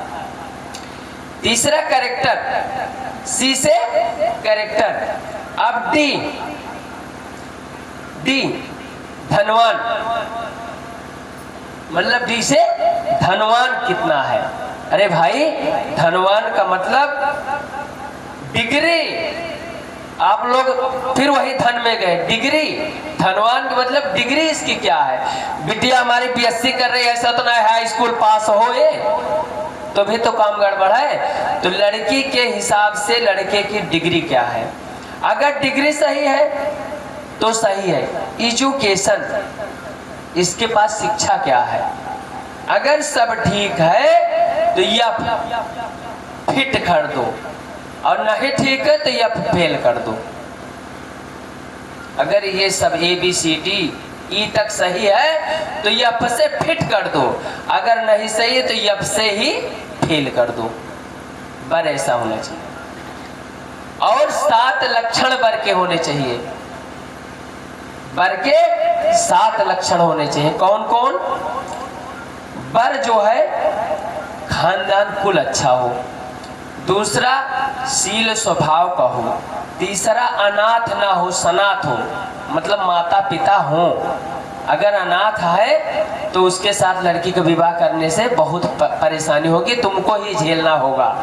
अनाथ, अरे भाई, अनाथ की शादी ना हो ये तो भी संभव नहीं है। शादी सबकी होना चाहिए, लेकिन अपने अपने विचार हैं, अनाथ की शादी करना नहीं चाहिए। तीसरा विद्या हो, विद्या हो। चौथा धन भी उतना हो को खाने को एक बार शादी इस तरह करना चाहिए कि हमारी बेटी को खाने की तकलीफ ना हो, नहीं तो पूरी जिंदगी गेहूं चावल देना पड़ेगा। इसीलिए धनवान भी होना चाहिए। शरीर सुंदर हो, नहीं नौकरी पा रहा है तो कम से कम मेहनत से अपनी कमा खा ली। उसके बाद आय क्या है और व्यय क्या है, इसके घर में आमदनी क्या है और खर्च क्या है। ऐसा तो नहीं है कि इसके घर में आय 5 रुपए, खर्च 10 रुपए है तो भी ये कर्जदार है चुपके से। इस तरह आगे पुत्री की शादी करना कहाँ, न अति दूर न अति नजदीक। पुत्री का विवाह लिखा गया कि न बहुत दूर करना चाहिए और न गांव के बगल ही कर देना चाहिए।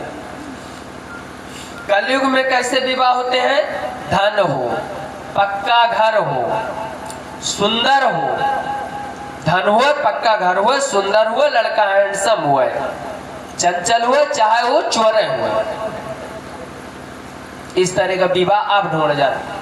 देवर्षि नारद कह रहे हैं महाराज हिमांचल से कि तुम अगर शादी करने को तैयार हो तो मैं वर ढूंढता हूं। अब राजा हिमांचल ने कहा कि शादी तो मुझे करना है, परंतु वर कहाँ है। राजा हिमांचल ने कहा वर कहाँ है। देवर्षि नारद ने कहा कि वर बहुत सुंदर है, भोलेनाथ शंकर जी।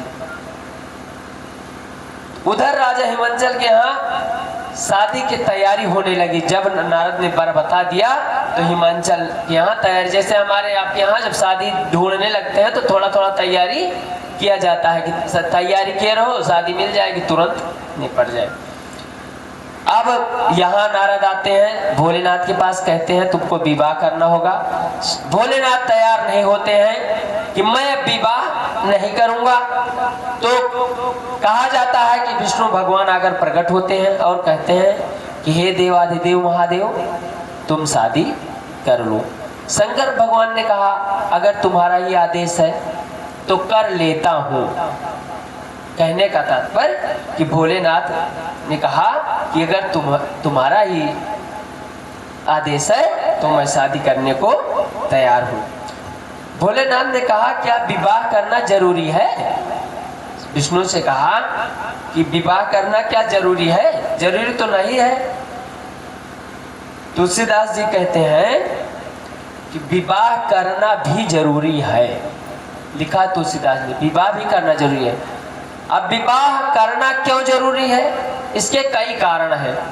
भाई विवाह नहीं होगा तो परिवार नहीं बढ़ेगा, विवाह नहीं होगा तो किसी की लड़की जाएगी कहाँ। अरे भाई विवाह की प्रथा बंद हो जाए तो लड़कियां कहाँ जाएंगी, इसलिए विवाह जरूरी होना है। विवाह होना, विवाह की प्रथा बहुत जरूरी है। अब इधर शंकर भगवान को सजाया जा रहा है। जब किसी की शादी होती है तो महीनों पहले से तैयारी की जाती है और दूल्हे लोग तो अब तो अपना ड्रेस खुद ही खरीदते हैं। अब तो अपना ड्रेस पहले खरीदते हैं। हम लोग शादी किए थे तो 11 मीटर की 20 मीटर का कपड़ा आया था मार्किन का, जोड़ा जामा पहने थे। 3 दिन दरवाजे पे दर्जी सिला था जोड़ा जामा, और डोले में बारात गई थी। 40 किलोमीटर पूरा दिन डोला चला था। भगवान शिव को सजाते हैं। जूड़ा के में नागराज, कानों में बिच्छू, देह में भस्म लगाया। महाराज भोलेनाथ विवाह के लिए कैसे तैयार किए जा रहे हैं, अब जरा गीत के माध्यम से। गले नाग डाले बघम्बर तन पे, चले भोले बाबा लिए संग बराती।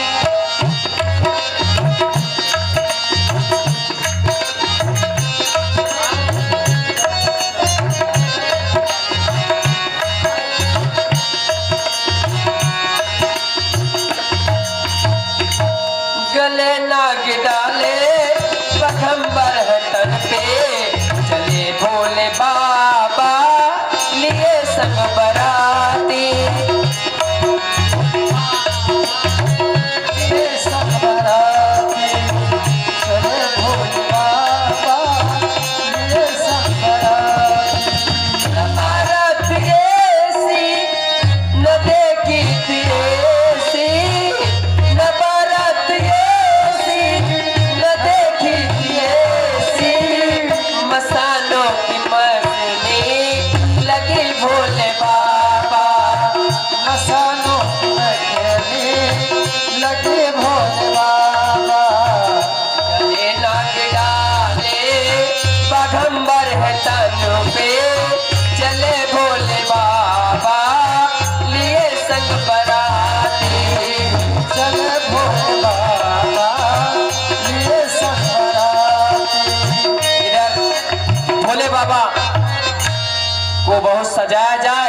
तो कथा पूर्ण नहीं हो पाएगी। इसलिए भोले बाबा भस्म लगाकर और कान में बिच्छू नाग इसी तरह सजकर माता पार्वती के साथ राजा हिमांचल के यहाँ विवाह करते हैं। इधर शंकर भगवान जाते हैं और माता पार्वती से विवाह करते हैं।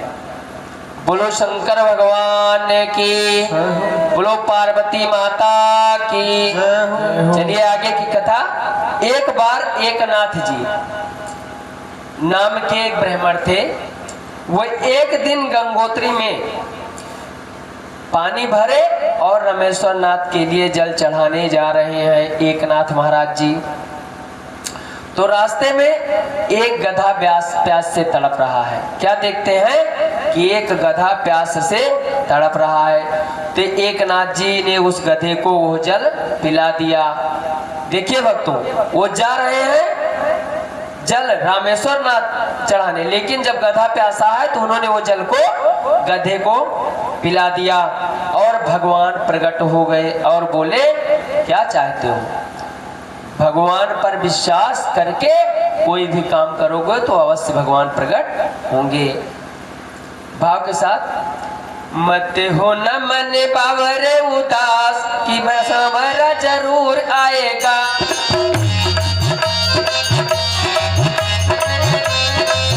मत हो न मन बावरे उदास कि समय जरूर आएगा।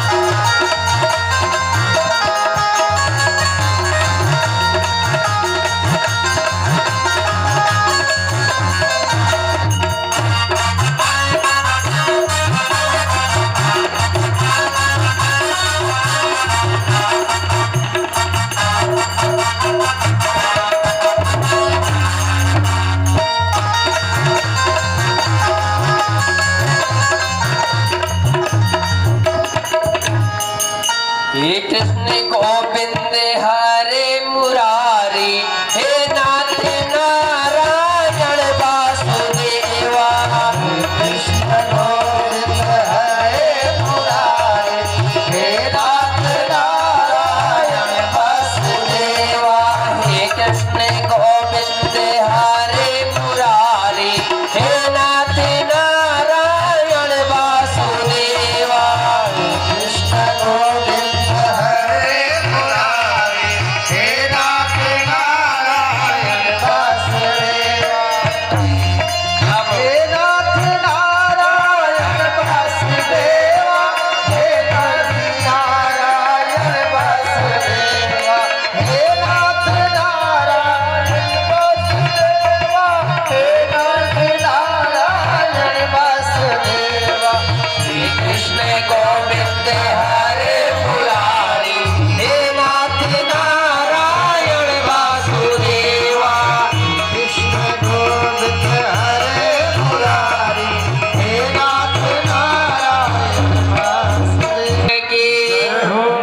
भगवान की। अब सुखदेव महाराज राजा परीक्षित को सती के चरित्र के बारे में बताए। अब सुखदेव महाराज राजा परीक्षित को मनु और शत्रुपा के दोनों पुत्रों के बारे में बताते हैं। क्या बताते हैं? और जो अपनी रुचि के हिसाब से चलती है उनका नाम है सुरुचि। माता सुनीति के पुत्र का नाम है ध्रुव महाराज, माता सुरुचि के पुत्र का नाम है उत्तम। माता सुनीति के पुत्र का नाम है ध्रुव महाराज। ध्रुव महाराज माता सुनीति के पुत्र हैं। ये अवतारी है, भगवान का अवतार ध्रुव का भी है। माता सुरुचि के पुत्र है उत्तम। दोनों पुत्र धीरे धीरे बड़े हुए। एक रोज उत्तम के साथ खेलते खेलते अपनी मौसी की गोद में बैठ जाते हैं। मतलब ये दोनों पुत्र जाकर अपने खेलते खेलते ये अपने उत्तम अपने मौसी की गोद में बैठ जाते हैं। तो होता क्या है कि और सोचते हैं कि मैं भी अपने पिता के गोद में बैठूंगा। मैया ने कहा जब ये बैठे उत्तम, तो ध्रुव महाराज ने इनको देखा कि उत्तम बैठे हैं तो ये तो प्रसन्न हुए, लेकिन सुनीति ने इनका हाथ पकड़कर धकेल दिया। कहा ये तुम्हारे बैठने का स्थान नहीं है। अब महाराज उत्तम दौड़े दौड़े अपनी माता के पास आते हैं और कहते हैं कि माता मेरे पिता कहाँ हैं? तो बोली कि वो तुम्हारे पिता ही तो हैं। तो कहा नहीं।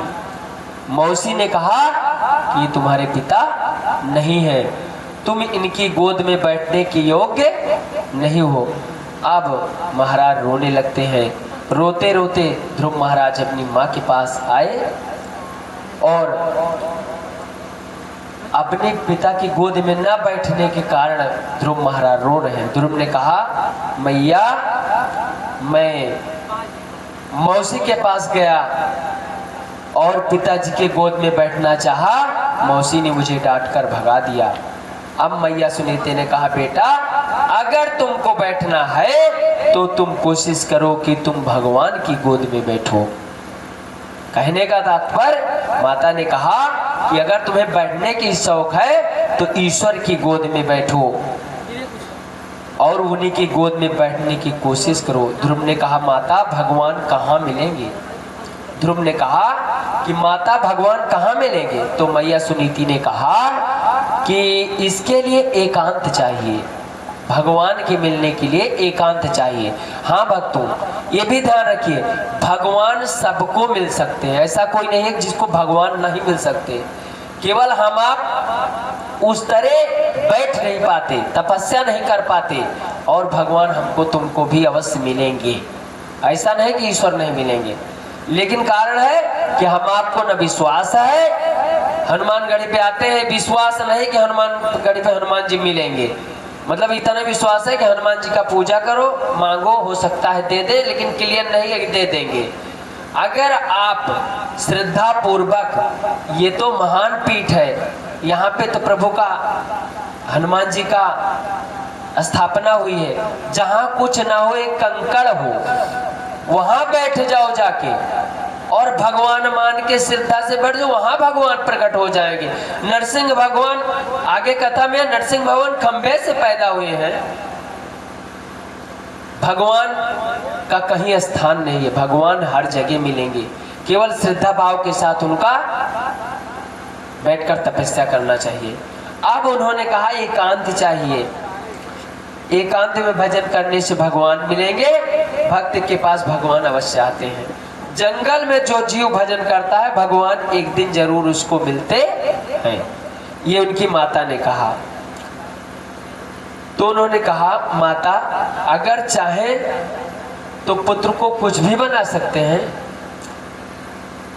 तो कहा हाँ, लेकिन पहला गुरु होना चाहिए पुत्र का, पहले गुरु होना चाहिए, गुरु के गुरुमुख होने के बाद ही पूजा करना चाहिए। जब माता जी ने कहा तो ये ध्रुव महाराज क्या हुआ, ये भागते भागते जंगल में पहुंच गए। संत तो कहते हैं कि माँ के चरणों में जन्नत होती है, तो माँ के लिए सिर का क्या मुकाम है। सोचिए, जिसके माँ नहीं होती वही समझ सकता है। उसके बाद ये महाराज जाकर अकेले जंगल में तपस्या करने लगे। एक छोटा सा बालक माँ को छोड़कर भगवान के लिए एक जंगल में तपस्या करने के लिए बैठ जाते हैं। वहाँ बहुत दिन व्यतीत हो गए, इनको भगवान नहीं मिले, लेकिन इन्होंने अपने विश्वास से वहाँ तपस्या करने के लिए बैठे रह गए। यहाँ तक कि कुछ दिन इन्होंने कुछ खाया पिया, जैसे फल हुआ, पानी हुआ। अगर कुछ दिन बाद इन्होंने फल खाना भी बंद कर दिया, केवल पानी पीकर तपस्या करने लगे। कुछ दिन बाद तपस्या करने के बाद ये पानी भी पीना छोड़ दिए। उसके बाद हवा पीने लगे।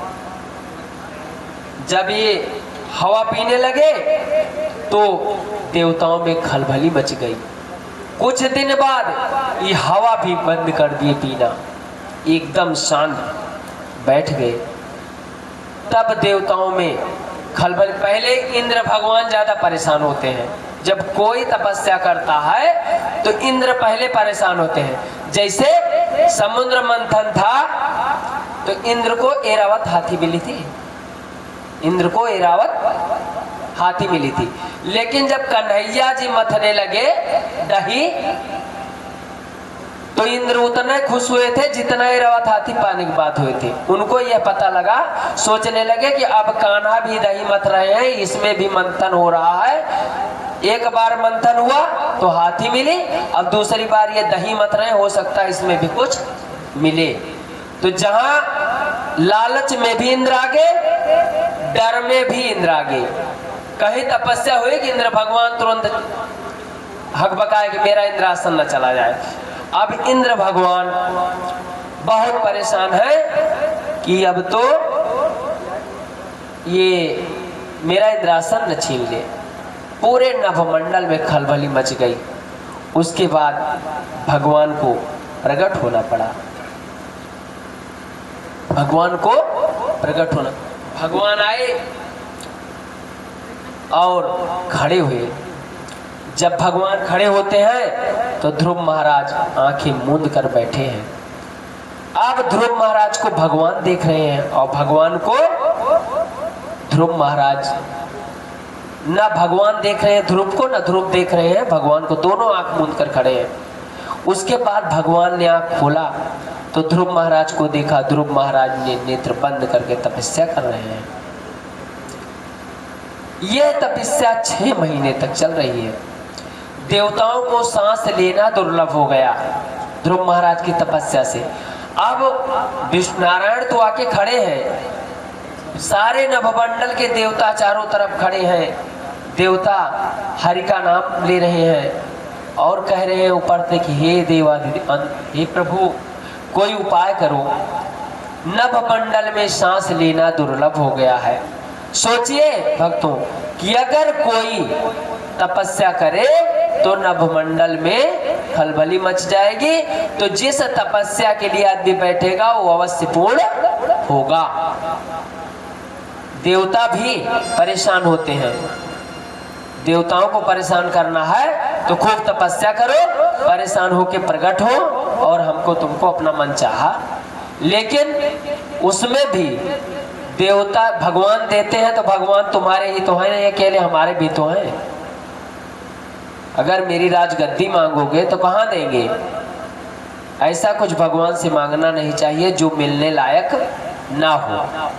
ऐसा कुछ भगवान से मांगना भी नहीं चाहिए जो मिलने लायक ना हो। भाई किसी का राज्य थोड़ी मिलेगा। भगवान से वो मांगो जो तुम्हें आवश्यकता हो, चाहे किसी के पास हो या ना हो, तुमसे मतलब नहीं। तुम ये सोच के मांगो कि मुझे आवश्यकता है तो निश्चित हरि उसको देगा। जब हरि को पता लगा कि नभमंडल में सांस लेना दुर्लभ है और यहाँ आ जाते हैं और ध्रुव महाराज के सामने चतुर्भुज रूप में प्रकट होकर बोलो चतुर्भुजी भगवान के जय हो। बोलिए भक्त और भगवान की जय हो। अब देवता हरि सब बहुत व्याकुल। इधर ध्रुव महाराज नेत्र खोल ही नहीं रहे हैं। जब ध्रुव महाराज नेत्र खोल नहीं रहे हैं तो फिर नारायण करे क्या? जब नेत्र नहीं खोला तो नारायण ने अपना शंख ध्रुव के कपोलों से लगाया, शंख उठाया और ध्रुव महाराज के ओंठों से लगाया और कहा, बेटा जो कुछ मांगना चाहते हो मांग सकते हो। ध्रुव महाराज ने कहा। ध्रुव महाराज तुरंत आंख खोलते हैं और चतुर्भुजी रूप देखकर एकदम चुप। भगवान भक्त को देख रहे हैं, भक्त भगवान को देख रहे हैं। कुछ समय तक ना भक्त बोल रहा है ना भगवान बोल रहे हैं। तब भगवान को ही बोलना पड़ा, भक्त नहीं बोला। याद रखो कि भक्त के सामने भगवान खड़ा, लेकिन भक्त नहीं बोल रहा है। भगवान को बोलना पड़ा। किस बल पे? तपस्या के बल पे। भगवान ने ही भक्त को कपोलों पे शंख लगाया कि ये आंख खोले और भगवान ही बोल रहे हैं कि हे बेटा तुम्हें क्या चाहिए? अब प्रभु ध्रुव महाराज ने कहा, प्रभु जिस पर आपकी कृपा हो उसे मांगने की क्या जरूरत है, जो आप चाहो दे दो। तो प्रभु ने ध्रुव महाराज को देवलोक में राज सिंहासन कहा कि तुमको देवलोक में राज सिंहासन मिलेगा, दूंगा।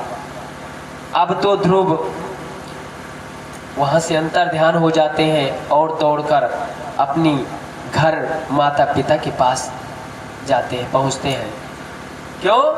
कि जब उनको आशीर्वाद प्राप्त हो गया, प्रभु मिल गए, तो भागकर अपने माता के पास पहुंचते हैं। और जब उनके पिता ये समझ जाते हैं कि ध्रुव को भगवान का दर्शन हो गया, कहने का मतलब जो बनता है काम, स्वार्थ लाए कराया सब प्रीति सब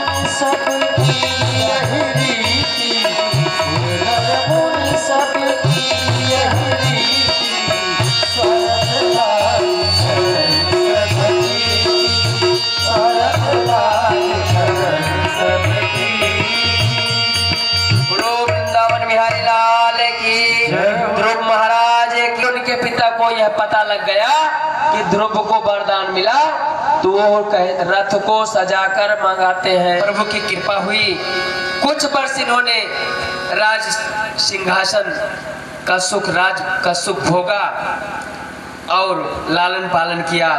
ध्रुव के भाई जो उत्तम हैं, उत्तम महाराज बड़े उद्दंड हैं। उत्तम जी एक रोज कुबेर जी के बाग में जाते हैं और वहां पर वृक्षों को उखाड़ते हैं। इनके भाई उत्तम जो हैं दूसरे, वो बहुत उद्दंड है, वो जाते हैं वृक्षों को उखाड़ते हैं। तब कुबेर जी के गण उत्तम को जान से मार देते हैं, ध्रुव महाराज के भाई को प्राण से मार देते हैं। ध्रुव जी बहुत क्रोधित होते हैं और फिर मनु महाराज उन्हें समझाते हैं कि तुम तो संत हो, तुमको क्रोध शोभा नहीं देता। ऐसा संत जी कहते हैं कि कुछ दिन राज्य भोगते हैं और सुख भोगकर ध्रुव महाराज अपने लोक धाम को पधारते हैं। इन्हीं ध्रुव महाराज के पुत्र हुए उत्कल, उत्कल के पुत्र हुए अंग, अंग के पुत्र हुए बेन, बेन के पुत्र हुए पृथु, पृथु के पुत्र हुए अंतर्धान, अंतर्धान के पुत्र हुए हबिरधान, हबिरधान के पुत्र हुए प्रवीण। वही सुखदेव महाराज राजा परीक्षित से बताते हैं यही प्रवीण वही है जिनको बहुत यज्ञ किया, पर इन्होंने यज्ञ बहुत घोर पाप किया था, इसलिए इनकी यज्ञ सफल नहीं हुई। इन्होंने उस यज्ञ में कितने हाथी घोड़ों का बल दे दिया था, भेड़ बकरों का, इन्होंने वो यज्ञ करवाया था कि बहुत पाप। उसी समय नारद आते हैं, कैसे भाव के साथ, श्रीमन नारायण नारायण नारायण